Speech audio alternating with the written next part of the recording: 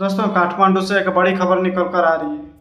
नेपाल में एक 2 साल की बच्ची को कुमारी यानी जीवित देवी चुना गया है। सदियों पुरानी परंपरा के तहत यह प्रक्रिया बेहद कठिन और पारंपरिक मानी जाती है। इसी बच्ची को अब काठमांडू की कुमारी देवी के रूप में पूजा जाएगा। नेपाल में यह परंपरा आज भी लोगों की आस्था और धार्मिक विश्वास से जुड़ी हुई है।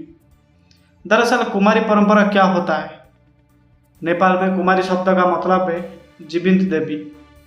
माना जाता है कि देवी तालेजू यानी कि दुर्गा का एक ही रूप कुमारी में वास करती है।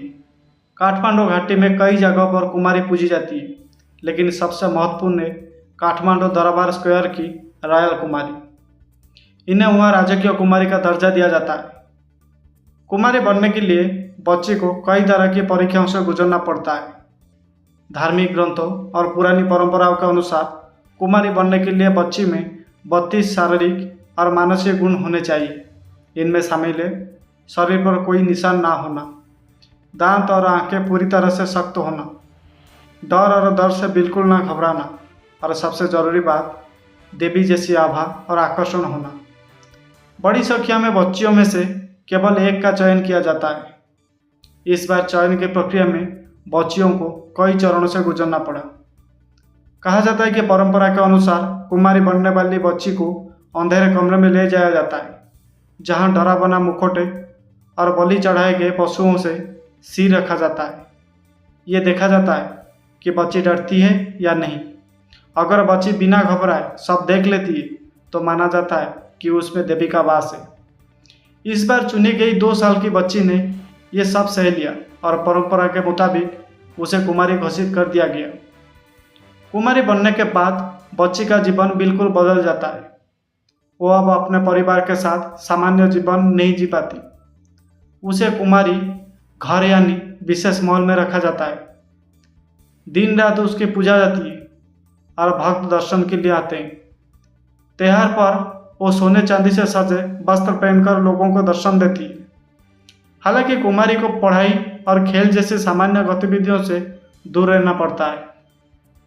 एक बच्ची तब तक कुमारी रहती है जब तक उसके शरीर में कोई चोट या मासिक धर्म जैसी प्राकृतिक प्रक्रिया शुरू ना हो जाए।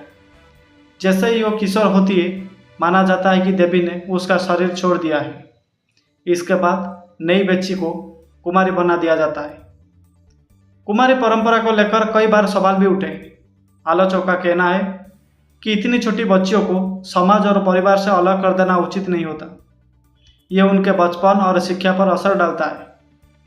आधुनिक दौर में यह परंपरा बच्चों के अधिकारों के खिलाफ है। हालांकि नेपाल में बहुत बड़ी संख्या में लोग इसे अपनी आस्था से जुड़ा मानते हैं और इसे गर्व की परंपरा कहते हैं। नई कुमारी चुने जाने की खबर काठमांडू में तेजी से फैल गई।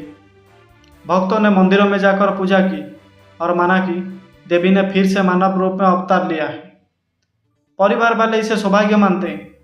चुनी गई बच्ची के परिजनों ने कहा, यह हमारे लिए गर्व की बात है और आशीर्वाद है। हमारी बेटी और पूरे नेपाल की देवी है। नेपाल की यह परंपरा पूरी दुनिया भर में चर्चित है। हर साल हजारों विदेशी पर्यटक काठमांडू आते हैं ताकि जीवित देवी की झलक पा सके। खास यही वजह है कि कुमारी परंपरा न सिर्फ धार्मिक आस्था बल्कि नेपाल की सांस्कृतिक पहचान भी बन चुकी है।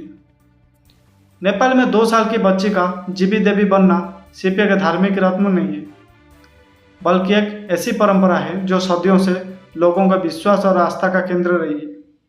हालांकि इसके साथ आधुनिक दौर में बच्चों के अधिकार और उनकी स्वतंत्रता से जुड़े सवाल भी उठते हैं। फिर भी नेपाल की जनता के लिए कुमारी आज भी उनकी आस्था की सबसे बड़ी पहचान है।